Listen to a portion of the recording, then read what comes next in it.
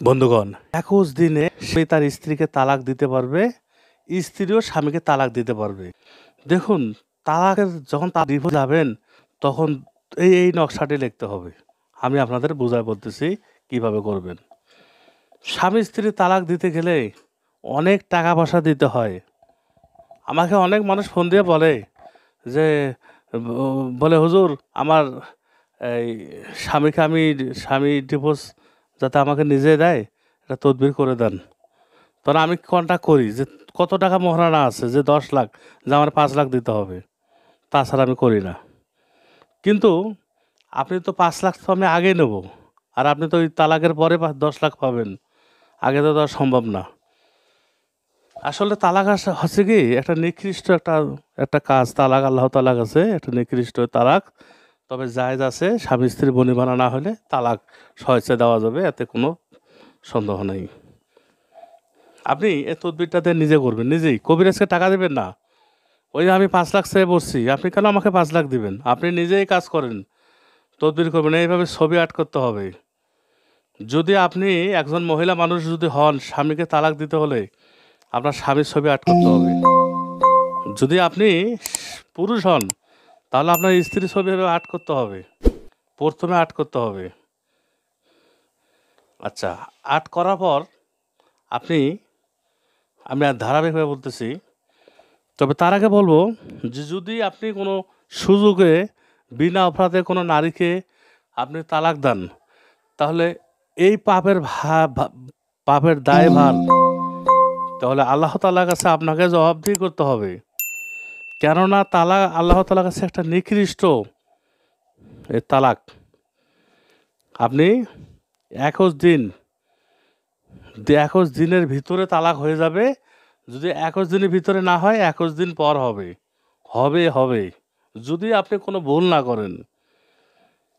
আর যদি কঠিন কিছু মনে করেন যে না এটা কঠিন, আমার দ্বারা সম্ভবে না, তাহলে আমার সাথে যোগাযোগ করবেন।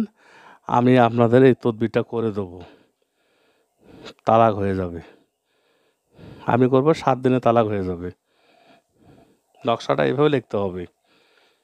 নকশার উপরে ধরুন এই মহিলাটাকে আপনি তালাক দিচ্ছেন, এই মহিলাটার ছবি আর্ট করতে হবে, করে এইভাবে নকশাটা লিখতে হবে।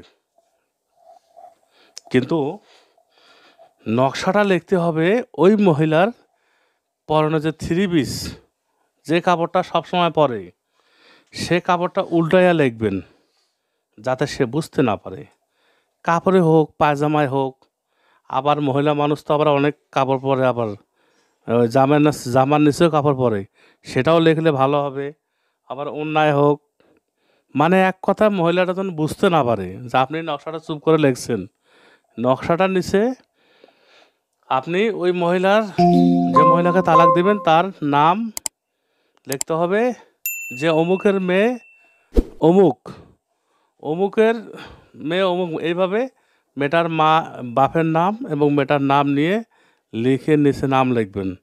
নাম লিখে আপনি ওই ছেড়ে দিবেন। যখনই ওই জামাটা পরবে, সাথে সাথে তখন সে স্বামীকে সহ্য করতে পারবে না। তখন সে স্বামী কি করবে? তখন ওই মহিলাটা তখন তাড়াতাড়ি করে তার স্বামীকে প্রস্তাব দিবে যে আমি তোমাকে ডিভোর্স করব। আর ওই সুযোগে আপনার কাজ আপনি করে নেবেন। ডিভোর্স হয়ে গেলে শেষ। যখন জামাটা ধুয়ে ফেলবে, ধোয়ার পরে যদি গায়ে দেয়, তারপরও তালাকের ইয়েটা থাকবে। যখন জামাটা ৩ বার ধুবে, ৩ বার, তখন দেখবেন তখন ওই মেয়েটা তখন বুঝতে পারবে যে আমি ভুল করে তালাক দিয়ে দিলাম। এখন আর তদবিরটা যদি আমি করি, মনে করুন তদবিরটা আপনি করতে পারলেন না, কিন্তু আমি ওই জামাতে তখন লিখবো না। তখন আমি কী করবো? তখন আমি চালান দেবো জিনের মাধ্যমে। চালান দিয়ে তখন আমি ওই মেয়েটাকে বাধ্য করে আপনার কাছ থেকে ডিভোর্স নেওয়াবো। আমি অন্য সিস্টেমে করব। বন্ধুগণ, স্ত্রী যদি ভুল করে থাকে, এই ফেসবুকে তো দেখতেছি যে স্ত্রীরা একটা পর একটা তালাক হইতে আছে। হ্যাঁ, এগুলো ফেসবুকে দেখতেছি প্রতিদিন। তালাক না দিয়ে আপনি আরেকটা বিয়ে করেন, তাও ভালো। কারণ তালাকটা দিলেই ওই নারীটা যাবে কোথায়? কিন্তু আবার কিছু নারী আছে যে ওগুলো অনেক কথাগুলো আসলে মানুষের ব্যক্তিগত কথা না বলাই ভালো। আপনি তালাক দেওয়ার আগে অনেকবার ভাববেন, অনেকবার ভাববেন। আর এই তালাক, এই নকশা সম্পর্কে যে আপনি না বোঝেন, আমার সাথে পরামর্শ করা যাবে না, কারণ আমি আপনার পাপের বাকি নেব না। আপনি যদি আমাকে বলেন যে হুজুর আরেকটু বুঝা দেন তো, আপনি নিয়মটা কি বলছিলেন, আমি তখন বলবো না। কারণ আমি বলবো না, কারণ আপনি যে পাপ করতেছেন এটা আমি জানি, কিন্তু পাপের ভাগে আমি নেব না। অতএব আপনি খুব সাবধান, সতর্ক। দুনিয়াটা হচ্ছে কিছুদিনের জন্য। এখানে আপনাকে বিয়ে করতে বলছে আল্লাহ রসুল।